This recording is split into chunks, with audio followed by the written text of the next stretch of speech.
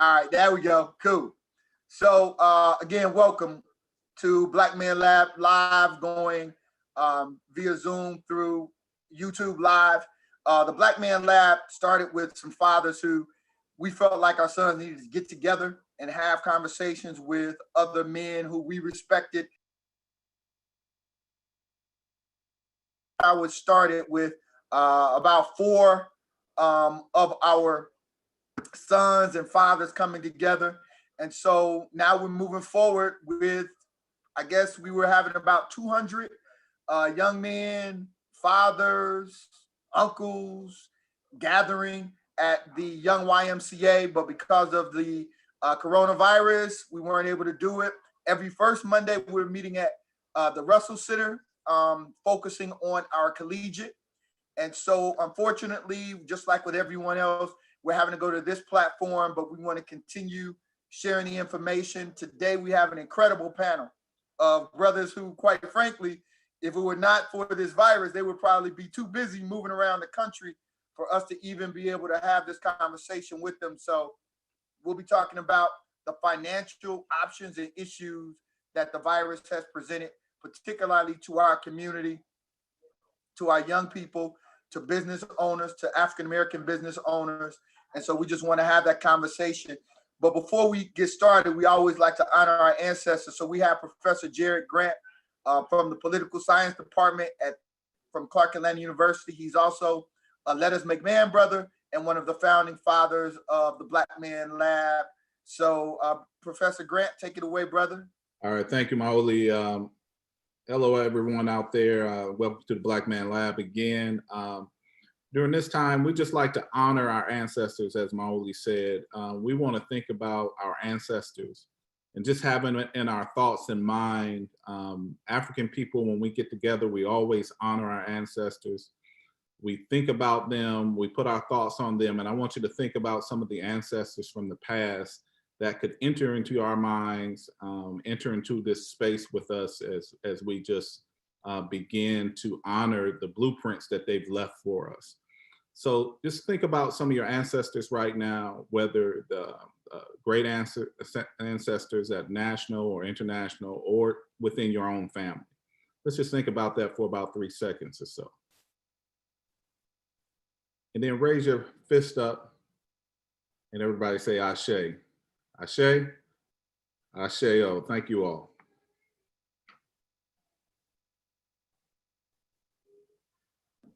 Thank you, Brother Grant. We appreciate you, brother. And again, we're very clear that, you know, we stand on someone's shoulders. We didn't get here by ourselves, and we just appreciate that. We want to turn to Brother Fred Parham.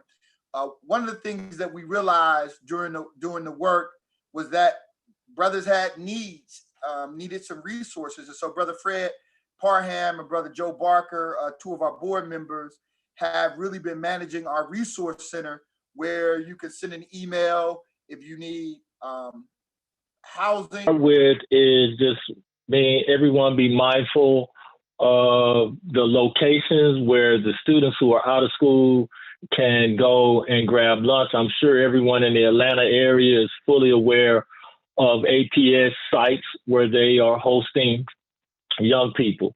But I did want to add tonight, for those listeners and viewers who are in Henry County, they are also have a HCS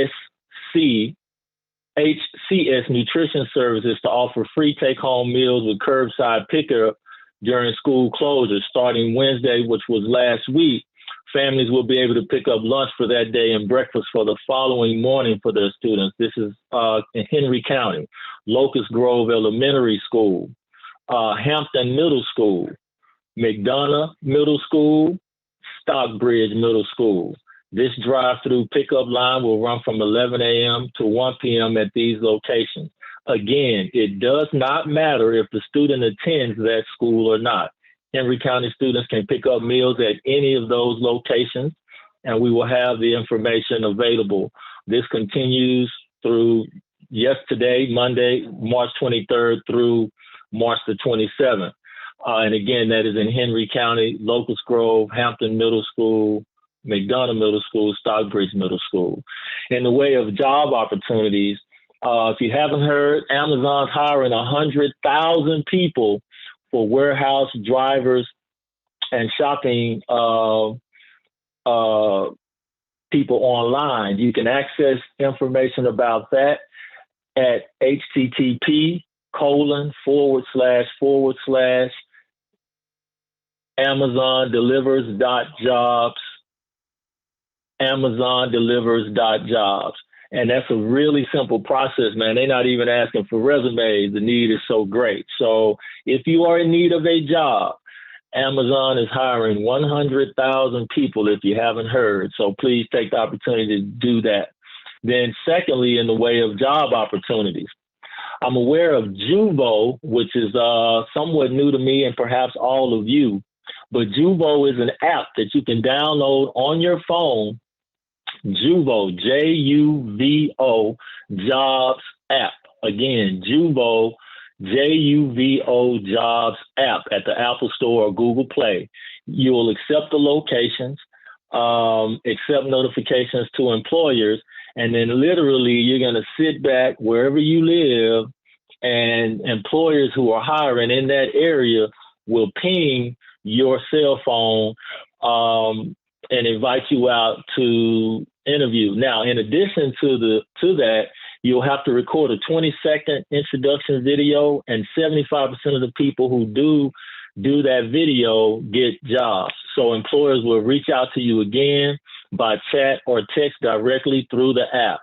And for more information, we'll put this on our Black Man Lab website, but I'll give you more information where you can actually go to YouTube and watch watch a short video of about 45 seconds about this Juvo app job experience.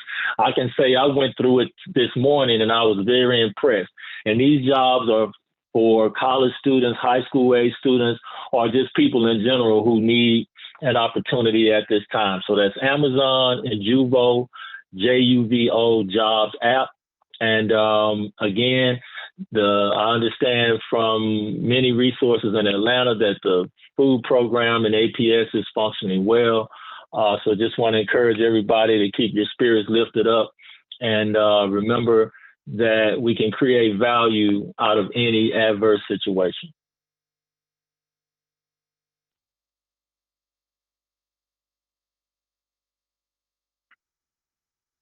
That's all I had. Thank you, brother. We appreciate Brother Parker. Thank you, brother, for being here. I just want to introduce Brother Marty Monaghan. Brother Marty, we've known each other for many, many, many years.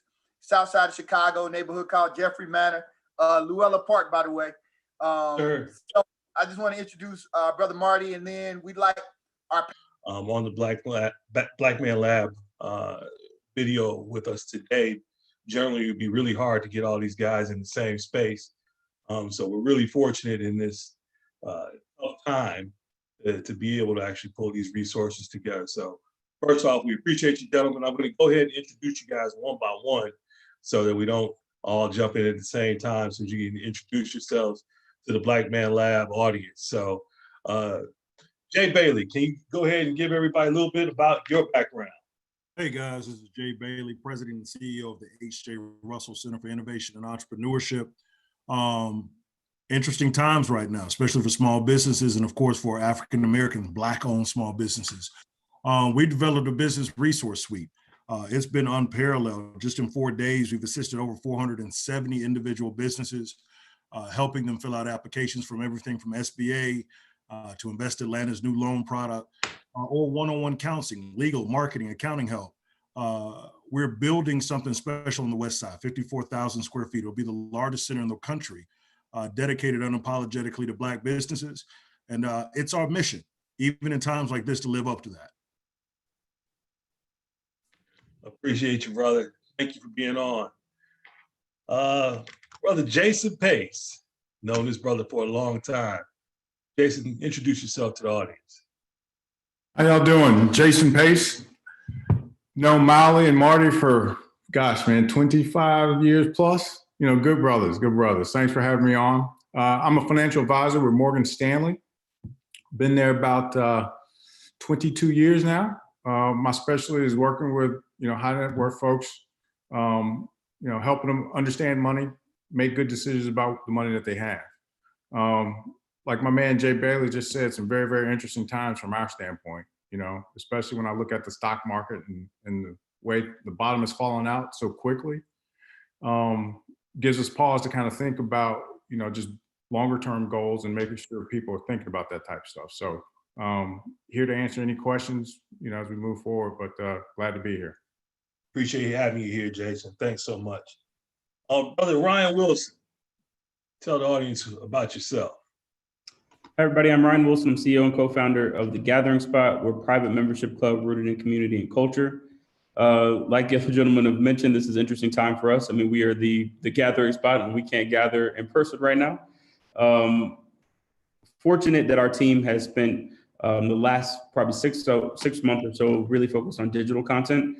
And so we have a platform called tgsconnect.com where we have been shooting nonstop, filmed almost 30 videos last week.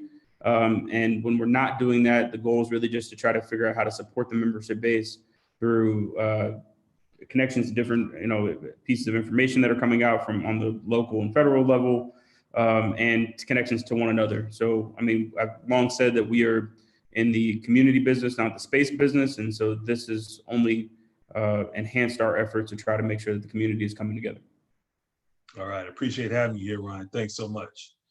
Brother Burrows, Brother Mel Burrows. Yes, brother. Good evening, brothers. Good evening. I'm Mel Burrow. I'm a CPA and an attorney. And more importantly, I'm the founder of UPS, the Urban Pre-College Education Network, trying to get kids in college. And this is really throwing a wrench in that whole process. I mean, it's a whole lot of stuff, kids got pending applications, financial aid, acceptances pending, and things of that nature. As far as the financial aspect is, I'm dealing with, finally, the IRS is unprecedented. It's finally moved the tax deadline to July 15th, and that's never been done before. And we're trying to see if we can get extensions for March 15th. But it definitely gave me a reprieve, because I'm thinking 3 weeks from now, I'm looking at 65 returns right here at the crib, and it looks crazy. And then, Miley Davis likes to come in the night before. Him and Rob and bum rush me. Yeah, we got it. Hey, Mel, I heard that about him. Right. So there's a lot of stuff going on. Interesting times, man. It's a lot of irons in the fire. One thing it's done is help me stop, because I'm normally always on go. And I don't know about, pausing, slowing down. I'm always on go. So it's forced me to slow down. So I'm making it's a major transition for me to sit in this house, man, for 3, 4, 5 days in a row. Sure. But if anybody had any questions on as far as the financial aspect, the tax situation, these kids in the applications with schools, trying to get them things processed, budgets and things of that nature. But that's what I think a lot of times it's like when you retire, your spending habits continue like you're still a wage earner, and you forget that you're retired. You got to make adjustments, financial adjustments. And a lot of folks out spending, you don't want to spend out. But anyway, we'll get to that. I'm glad to be here. Glad to have you, Mel. Thanks so much. And lastly, Brother Commissioner Larry Johnson. Hey, everybody. My first time. Thank you, Attorney Davis, for adding me on this network. He's a brother from Chicago, and from there, I'm a county commissioner.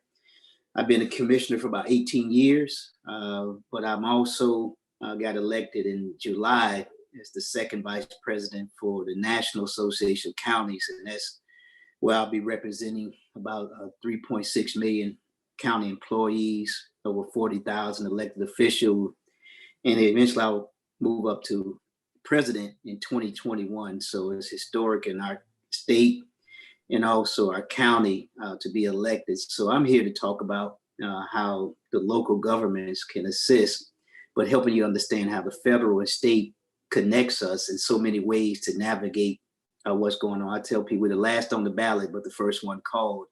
And a lot of folks don't think about us until we get to issues like this, but we have to make sure that you are connected with your local elected officials to move the ball along, especially during this virus and other crises we've had in the past, H1N1, Zika.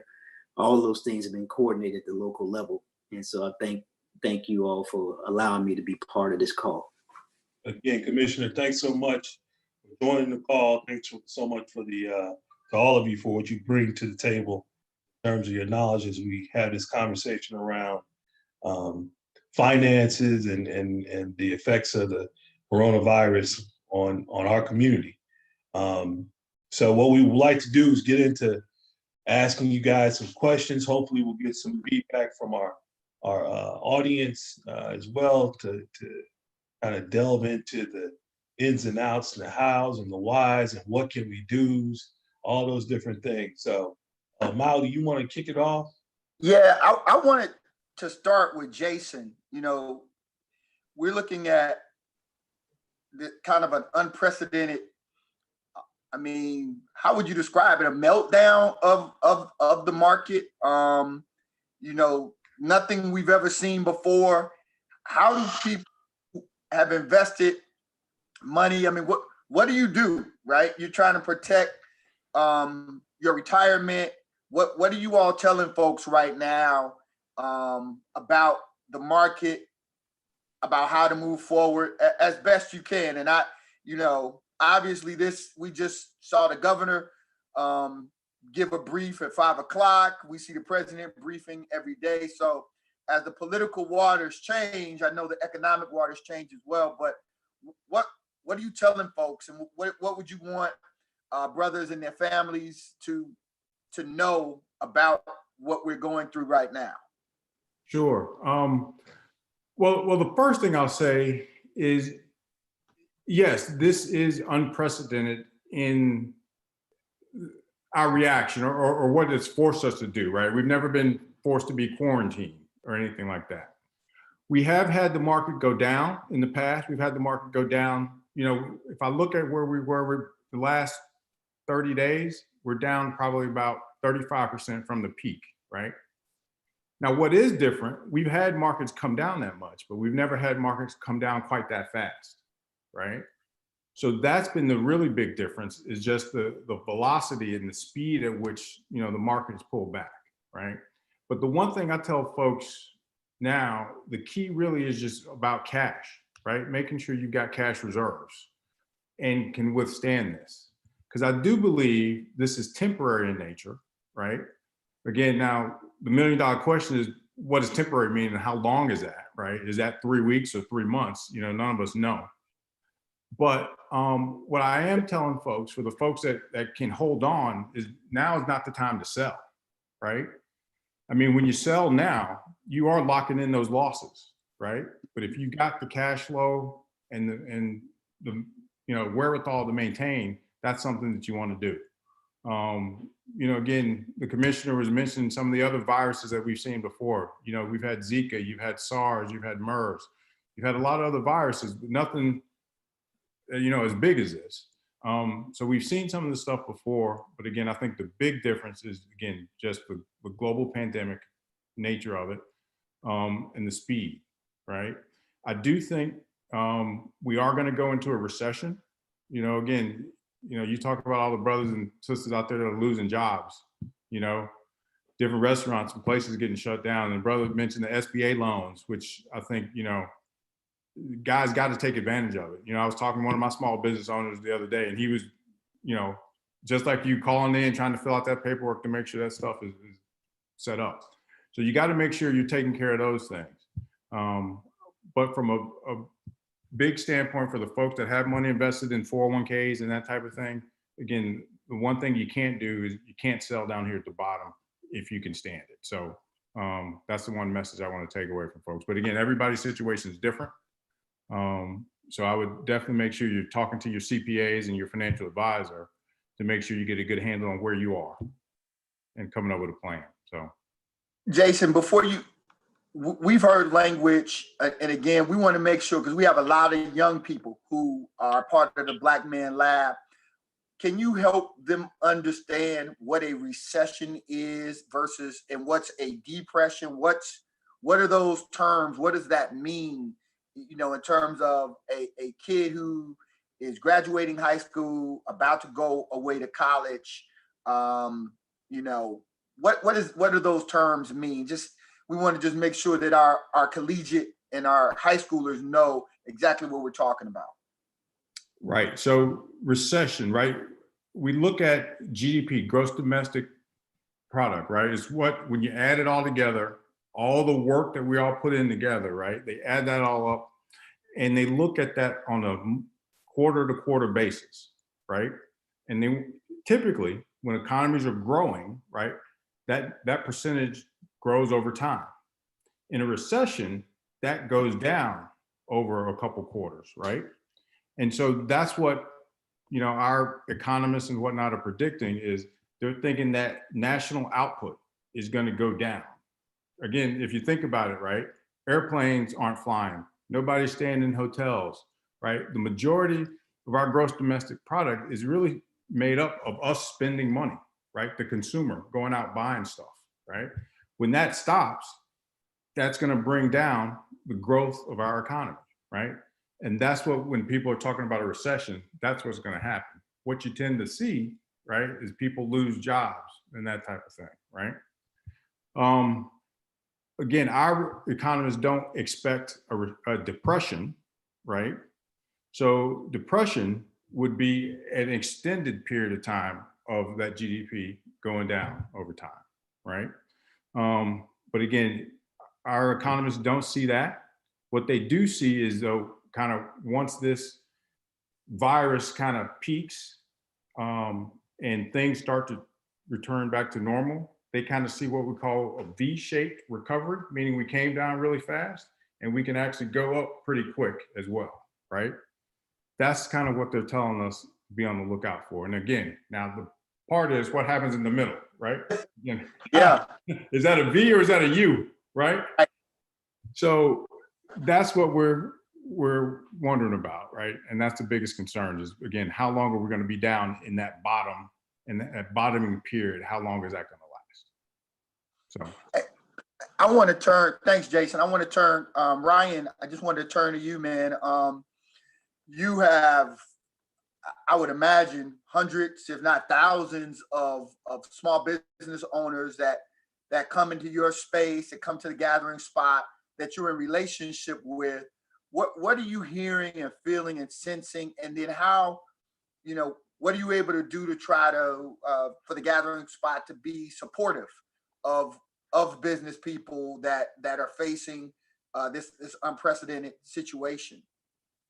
I think one of the main areas of opportunity right now is that the conversation, even on local news, is really talking about what the Fortune 500 companies are doing in response to this crisis. And I mean, while that makes sense and there's plenty to learn there, the conversation around small business, which is where the majority of people actually work, or for small, medium-sized businesses, I think that conversation is being totally overlooked right now. You see some of it in the talking about the restaurant industry and service-based industries. So a lot of our efforts have been just to shine a spotlight on the particular, on the specific challenges that come with running a small business. I think that the SBA programs, you saw Invest Atlanta today locally announced a program that I think will all be helpful in some way, shape, or form. But we've been trying to help entrepreneurs have the confidence to have difficult conversations during this tough period. When you're seeing headlines about businesses being able to go on, it seems like forever to, in terms of compensating their employees, or where it feels like almost that the economic impact isn't hitting their business in the same way that it's hitting a small business. We're just trying to again, pour into those entrepreneurs, letting them know that we understand. I mean, like a lot of people, many businesses don't have the wherewithal to go on indefinitely, kind of in this in a really kind of tough situation. So, I mean, past that, it's different skills and strategies that we think all entrepreneurs should be doing around their finances and understanding cash flow, and from an HR perspective, things that they should be on the lookout for in terms of the best way to be able to interact with their teams. What is a layoff versus furloughing an employee? those sort of conversations have been, again, where we've kind of spent the majority of our time. I will say, I mean, I think the spirit of most of the entrepreneurs that we're in contact with is positive, but given that we don't know the end date for this, it's making it a little bit harder for everyone to put the right plans in place, because we don't know how long we need to. I mean, normally you're able to kind of work backwards to some extent. Right. You can't do that with this, because we don't know even an approximate end date. So all in all, I mean, this is about conversation. I think I appreciate you creating this opportunity for us to talk, because if we do this more, I mean, a lot of my conversations today, we're talking to entrepreneurs that have brick and mortar establishments, and we're getting close to the first of the month. And, you know, what conversations are we having with our landlords, and ultimately, how do we position ourselves to, again, be in a at least an okay spot coming out of everything, you know, that's connected to this virus. A question on that, Ryan, and maybe someone else knows the answer as well. We were on a call last night with folks out in California who really are organizing in, you know, California went, you know, shelter in place across the board. And so one of the things that some of the social justice organizers were discussing was the moratorium on the displacement or eviction of people. Do we know whether or not that is going to, whether it's in place as it relates to business people? You know, don't evict someone that's leasing. You know, what kind of, and again, I don't know if you know or not, some of the small business owners, what are they saying about the relationship with either lenders or with their landlords where they are leasing spaces? So I don't know if there's been a moratorium on, you know, kicking out commercial, or folks still got to pay the rent. So what do you know about that? What's your experience been on that? And then I want to turn to Jay Bailey right after you. So I have not seen a ton proposed that deals directly with commercial leases specifically. And I think that again is why we have to turn some bit of this conversation to small businesses, because the larger businesses, that's not a concern if you're imagining this is even a 90-day window, that's not a concern for most of those businesses. So there is probably going to need to be some relief, but I mean, I think we're like a lot of businesses where we received our April rent statement last week, and the expectation there is that we're going to pay it. And again, for a lot of small businesses without corresponding revenue, I mean, this is a really, really difficult position. And then again, you're seeing also this narrative around, you know, it's important for companies to try to take care of their teams during this time period. You have a lot of small business owners saying, well, I don't see a path to be able to pay my rent and other overhead and continue to make sure that I take care of my people. We need to give entrepreneurs the space to be able to have that conversation in a way that's authentic. And again, that's been kind of our effort. But to answer your question directly, no, I have not seen anything that's talking about commercial rent relief. In fact, we also have to look at too that most business interruption insurance specifically excludes pandemics as a way to make insurance claims. So I think that there's some talks on the federal level to waive that specific requirement. So hopefully some of these businesses through their business insurance will be able to file for continuity interruption. Thanks, Ryan. I appreciate that. And hopefully, brothers and sisters, you all heard business interruption insurance. If that's the first time you have heard of that term, please look it up, reach to some of our folks, our panelists, so that you can, as you move forward with your business, look at business interruption insurance. Jay, I want to turn to you, man. I know that folks are coming over to the Russell Center. You all are in many ways, you know, almost providing a triage support for small businesses, and helping people manage and maneuver and make decisions. Can you talk about the SBA loan program, Invest Atlanta? What opportunities, or I don't know if opportunity is even the right word, what resources can small business look to try to survive this? Mawuli, it's like we said, it's tough. And I think that if you're trying to navigate the SBA system, it's intimidating. And so when you look at that, even the loan application itself, if you don't have a CPA, if you don't have a CFO on staff, you get to about question 4 and you're done. And for most of our small businesses who don't have that kind of savvy, we've been used to making something out of nothing for forever. And if it's too tough for us to comprehend, we just put it to the side and hope to weather the storm. It's where I think we're uniquely positioned. We have direct connection with the SBA. Atlanta in particular is uniquely positioned because there are only 2 SBA disaster recovery offices in the country. One happens to be in Atlanta. So the majority of resources that will be deployed are going to come out of an Atlanta office here.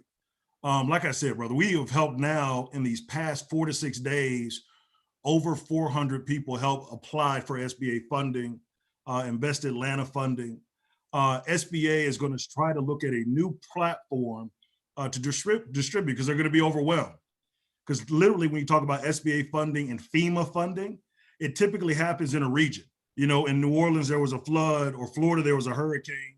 They're not really equipped to deal with a national disaster. Right. And so you're going to have to network through community banks to facilitate a number of these SBA loans. And that's something that's in the works right now.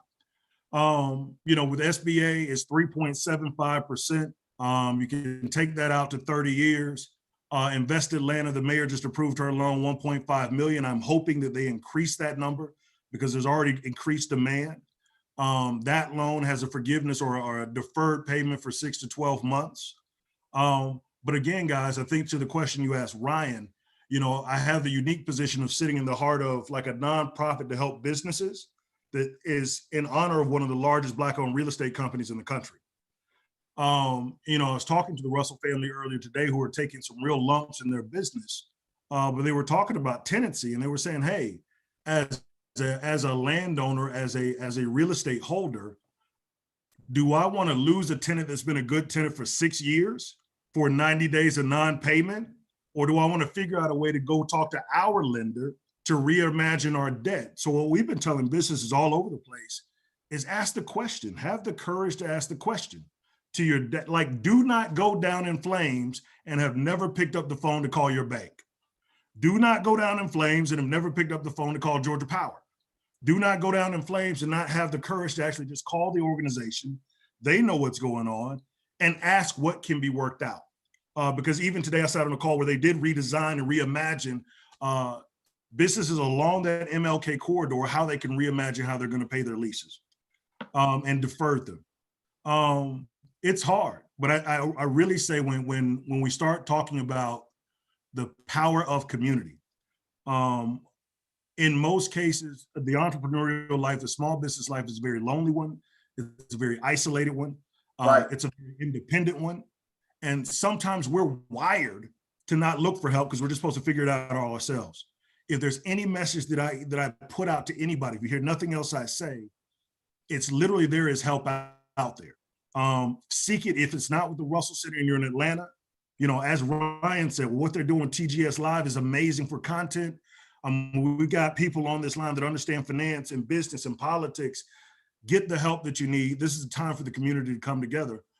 This access portal that we've created where we have accountants, we have lawyers, we have SBA officials, City of Atlanta officials, one-on-one counselors, strategy development people. If you have a need, actually, like you said, this triage to connect you with that resource and have access to that resource. But I actually get excited now. This is the kind of time where entrepreneurs are born. Yeah. You can't tell me there's somebody more innovative on the planet than a single mother with 2 kids making 17 grand a year. She's made something out of nothing for her entire lifetime. And I think that we're uniquely dispositioned. Although, yes, when a pandemic erupts and the world gets, the flu, we get pneumonia. Right. But I think that this is a time for this ingenuity that we've always had to come forward and start looking at pivot models rather than just retreat. And so there's so much more that we'll get into, but the resources are available through RCIE. If you have a question or your business needs help or counsel, you can just send us an email to stakeholderservices@rcie.org, and we will connect you to the person that you need for your particular situation. That's great info. Ryan, I want you to jump. Thanks, Jay. I appreciate that. We're going to get you to repeat that email address in a moment. But Ryan, I want you to jump in, man. Just briefly, I mean, I think Brother Jay just laid it out beautifully. But I think it's important to keep two things in perspective. One, that the loans that we're talking about are loans, right? So the businesses need to understand that this is not free money. This is money that you're going to have to pay back, even if it's deferred at some point, right? Like cash flow and understanding your cash flow matters because you're going to have to pay back the loan at some other point in time. And then even more important than that, I think it's important that we talk to our community and demonstrate that during this time, we need radical support, right? More than the loans, we need to continue to make sure that these businesses have customers. So it is easy during these times to retreat and try to hold on to every single coin that you have. And I understand it, right? But when it comes to the businesses that we're talking about, your support matters, right? So please continue to do whatever it is that you can to buy the things that you were previously buying. We don't want to be in a situation where, unfortunately, businesses don't make it to the other side of this. And then we're the community that says, oh, wow, I wish that, what happened to so-and-so? I wish that they were still around. The only way that these businesses will continue to stay around is that if we actively spend with them during this time period. So we've got to be radical in that during this time. It can't be something that it's not an Instagram post or a cool tweet. These businesses, in order to be able to keep their lights on, need actual dollars, right? And so that's only going to come from our community. I don't think, looking at SBA products or any other loan is going to get us there. We've got to spend money with each other. I wanted, Marty, do you have a question? You want to jump in there, man? Yeah. Brother Burrow, you talked about the tax deadline changing. Talk a little bit further about that, how that can impact our communities, and both the good and the bad of it, maybe, and what your thoughts are around that. You're on mute, Brother Burrow. On that grace period. But also, the interest in the penalties are continuing to accrue daily. And when I say, and I think a lot of people misconstrue and don't understand what they mean when they say interest in penalties. Don't worry about the penalties and interest, they'll continue to accrue.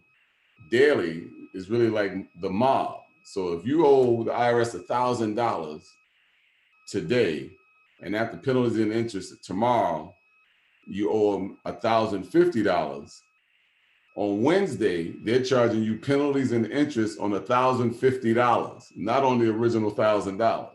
So that means on Wednesday, you owe $1,100 or say $1,150.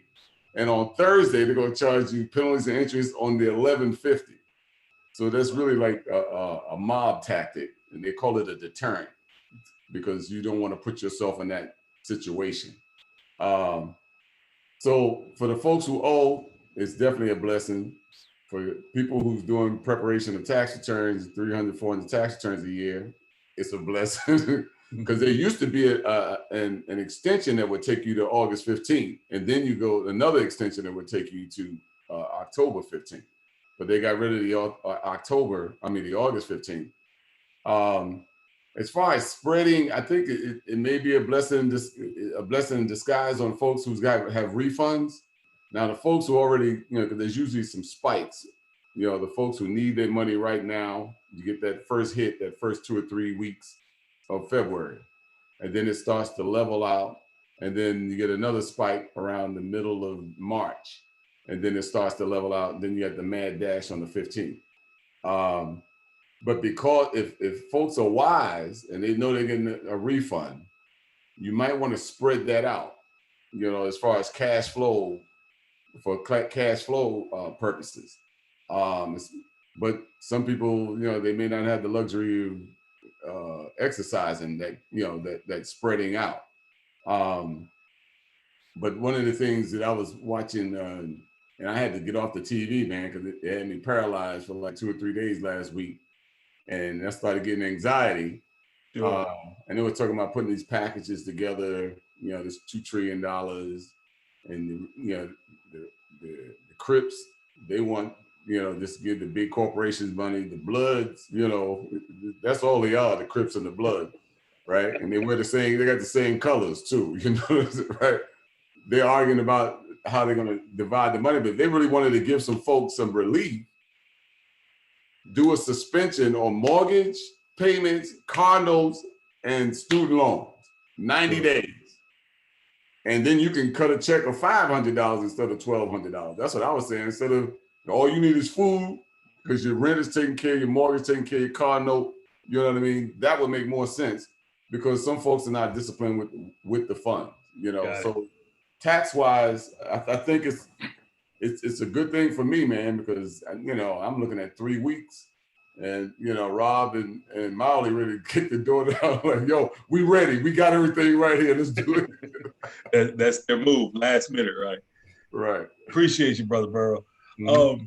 Commissioner, one of the things that we touched on a little bit earlier was I heard some conversation around opportunities and we have, I think it was Jay that spoke about kind of the resiliency of our community, and being able to overcome stuff. I'm wanting to know, just from a standpoint of when this is all over, what are the opportunities that you see may be there for our community, in terms of growth, and whether that's financial or whatever. What might you see there to be opportunities for our community, Commissioner? Well, I would just say this right now, you have some great opportunities. The elections are coming up May 19th, whether we like them or not. So you have to start to get your absentee ballots in. As people who are listening to part is the U.S. Census, 95% of us have received the census at home. It's 10 minutes, 10 questions. The census will determine a lot of the SBA loans, your Pell grants, how businesses located in your community based on population. When you're dealing with this COVID-19 virus, remember your rates and transmission are counted based by the census. The hospital beds that we talk about shortages are happening is all because of the census and the count that was made. Where will you go? Because all of us are not going to be able to go to the hospital, even if you have good insurance. Where would you go? A lot of us don't understand you have to go to your local health centers. And many of us don't even know where our local health center is. But a lot of them are paid for our federally qualified dollars that allows you to go to the hospital to see a doctor based on a sliding fee scale, and that's determined by your census. So those are two things I want to get out front, because those are right here in the next 60 days that we have to get done: a census, as well as the elections that are coming up that will determine where we are in the future. The other part is just basically, how do we manage what is going on in Washington right now? You got a $1.6 trillion emergency COVID package on the table right now, that when you talk to the Jay Baileys and the Jasons of the world and Ryans, this will help small businesses as well as the local person on the street, that we have to get that package passed. And if we don't get that passed, this recession can be lasting longer than we want to in our future. And so those are things that I think we have to look at right now. And I would implore people, whatever you have to do, you need to call your U.S. senators to get them on board, to make sure that these things get passed.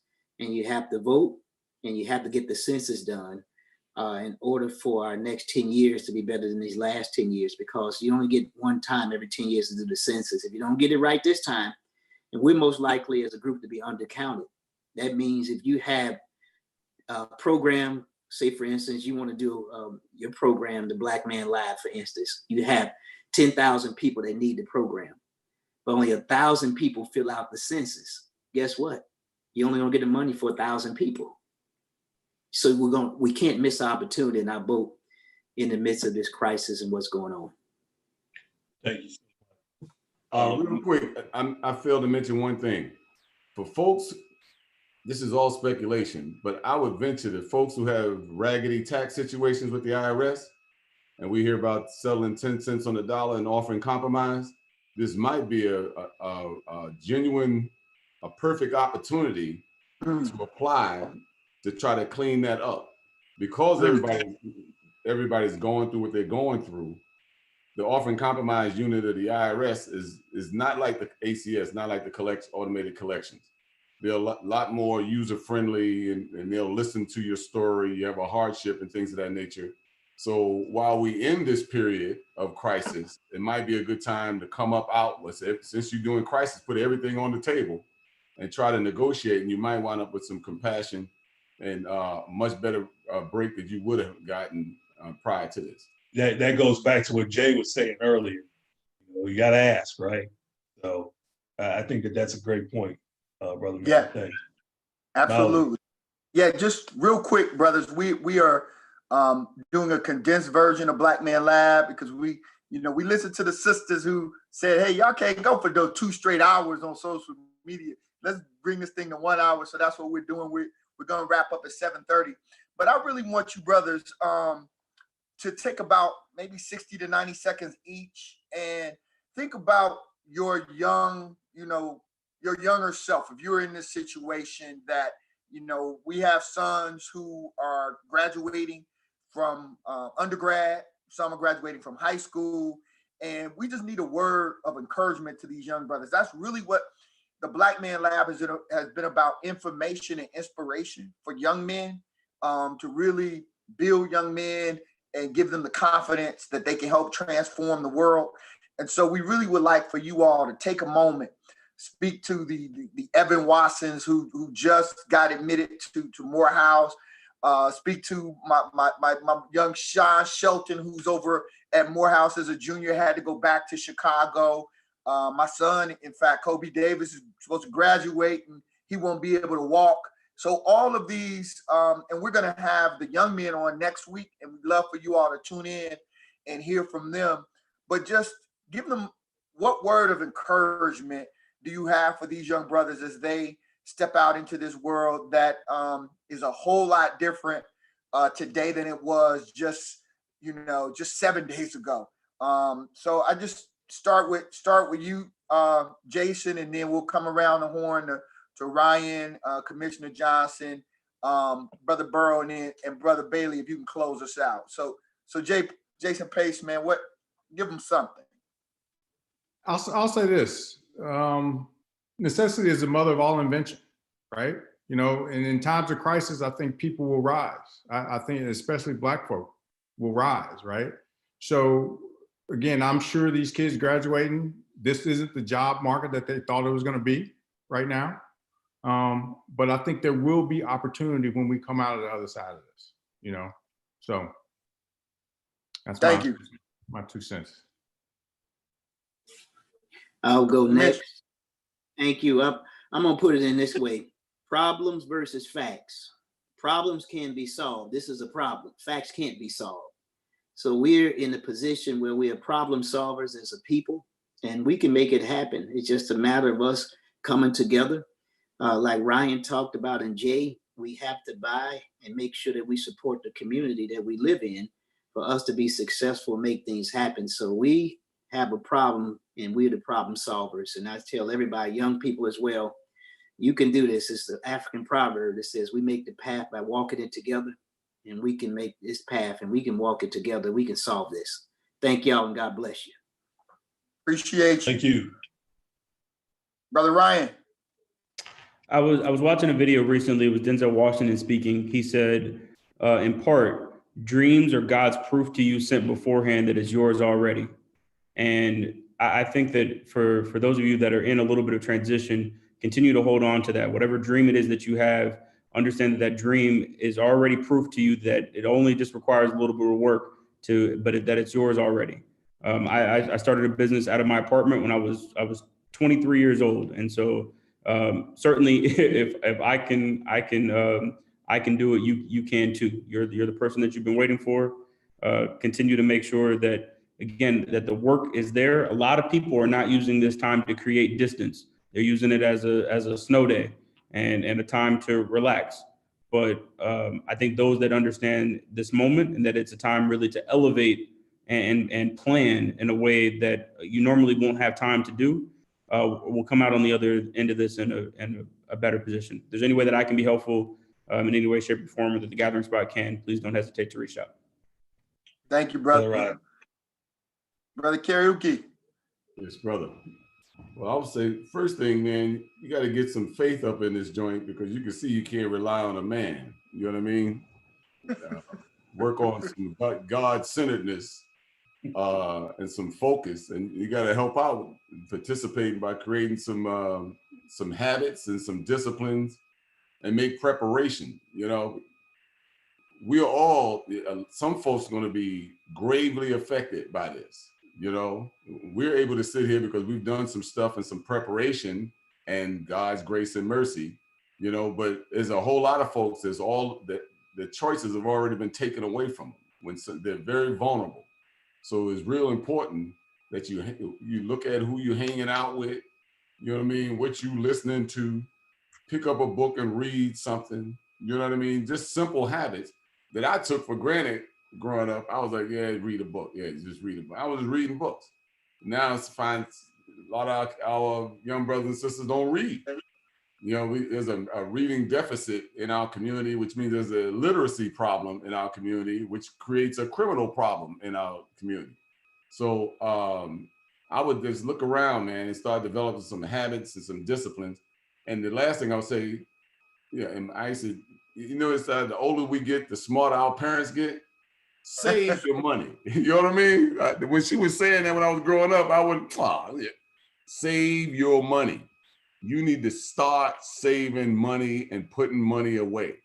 And for some reason, we got this illusion that it grows on trees. You got parents and it just flows right through you. Nah, man, this is the rainy day they were talking about. Ooh. Save it for a rainy day. This is the rainy day. I don't see no rainy day. The rain is here. Thanks. Thanks, bro. Appreciate you. Hey, before you jump on, Jared, I know that you look at this thing in a larger scope. Your work around Pan-Africanism and what's happening around the world in African communities around the world. What positive message do you have for our young brothers? You know, as one of the founders of Black Man Lab, you know, we want to help inspire these young brothers. What do you want to transmit on a day like today? I want to go back to what Ryan said, is that right now we're at a critical stage where you're not outside, you're not running 50,000 errands, you're not doing all of these other things that that you could be doing. You're actually inside. This is a time to kind of meditate, as go back to what Mel talked about, meditate and center ourselves around what our particular faith is centered around, and then build on whatever ideas, budget your budgets, work on your marriage, work on your father skills, work on your mentoring, work on that book that you know that you need to publish. And the investment, I know Brother Jason is here for us to help us to invest in one way, but another brother who told me about investment, he said, if you're a carpenter, why don't you go out and buy some wood and build some chairs or build some furniture? There are other ways that you can invest back into yourself. So take time to cultivate and develop and invest in yourself. I think this is a perfect time for that. And then complete some projects that are meaningful to you. And for some of you all, and one of the sisters that I'm very close to, I told earlier today, she needed some, she's a high level type of person, but she hasn't been resting. She hasn't been taking care of herself. So she needs some self-care. And I said, so this is the time for you to just self-care. Right. And so just look at your own circumstances and put yourself in a particular position to do what's best for you at this time and build yourself, cultivate and build yourself. That's what I'll say, Mom. Thank you, brother. Brother Jay Bailey, man, before we close out, you had the last word, brother. And then we're gonna close out in our tradition.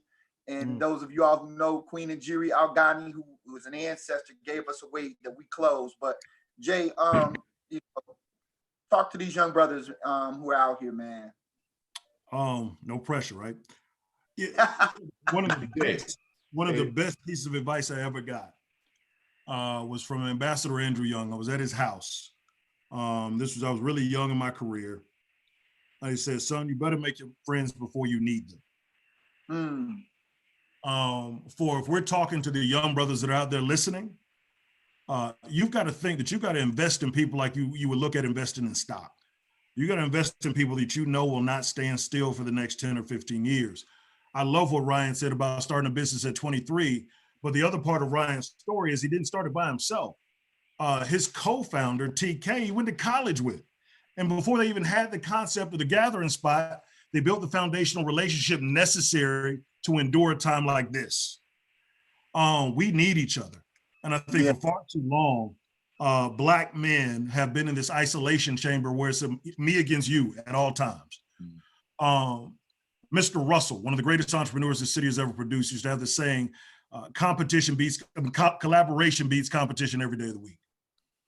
And if we are to get this thing right, things like the Black Man Lab, where we have forums where brothers can get together, be vulnerable, share ideas, information, motivation, examples, pathways. I tell you all the time, man, the only difference between Bankhead and Buckhead is access, opportunity, and exposure. That's it. Right. And we're the access, opportunity, exposure for these kids to see a path to how do I become the next Mauli? How do I become the next Ryan? How do I become the next Jason? How do I become the next Mel? I got to see you. And so, you know, to young people too, man, not only do I want you to invest in the young people that you're around right now that will make a difference, but hold us accountable. I think we passed a generation where our generation didn't hold the generation before us accountable. We didn't ask the hard questions. We didn't demand the pathways. We didn't ask for the sharing of knowledge in a way that's scalable. We're all in this together. You talked about African proverbs, but one of my favorites is Ubuntu. I am because we are. And forums like this, where I'm looking at this screen, I want to take a quick screenshot. I mean, where else in the country, maybe even the world, is this even possible? Atlanta's a special place. And if we don't see that, shame on us. And in the next 2 years coming out of this crisis, if we haven't come together in this space you talk about Silicon Valley, you talk about Cambridge, you talk about the Research Triangle, Austin, Nashville, all of these places making global news. Show me one city in America that's cooler than the city we're living in right now. Show me one city that has all the assets, the ingredients, the higher level institutions, the Black middle class and above. Guys, shame on all of us on this screen. Shame on anybody listening to this podcast or this YouTube video. If in 10 years we don't come together and collaborate and create something that history will never forget.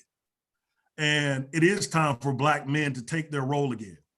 And if we're creating this Black Man Lab, the energy of a laboratory is to create this thing that the world's never seen before. Let us do it. Let us do it now.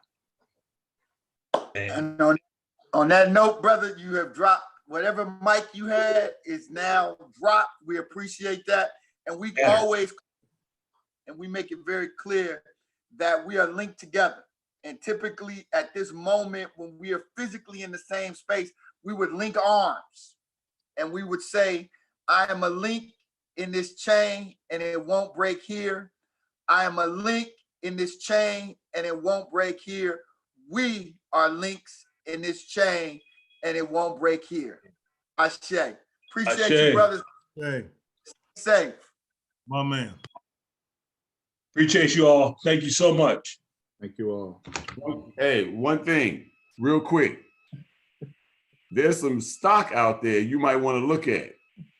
In particular, this stock that we on now, I bought this shit last week at 120.28, and today it's at 166. This damn Zoom, because everybody's home, I'm telling you, man, this is not investment advice. I don't do investment advice. So I was about to say, man, you giving stock tips, man? I ain't giving no tips, but I'm telling you, man, something's going on.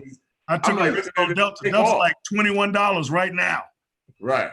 You know what I mean? So you might want to look at, but seriously, at the minimum, if you got any money in the equity market, and Pace to say my area, I move all my 401k and everything into some bond funds and some money market funds to stop the bleeding. 3 days after I saw it coming, I said, "Nah, this shit ain't gonna stop." Hey, all right, we are officially done. Thank you, brother.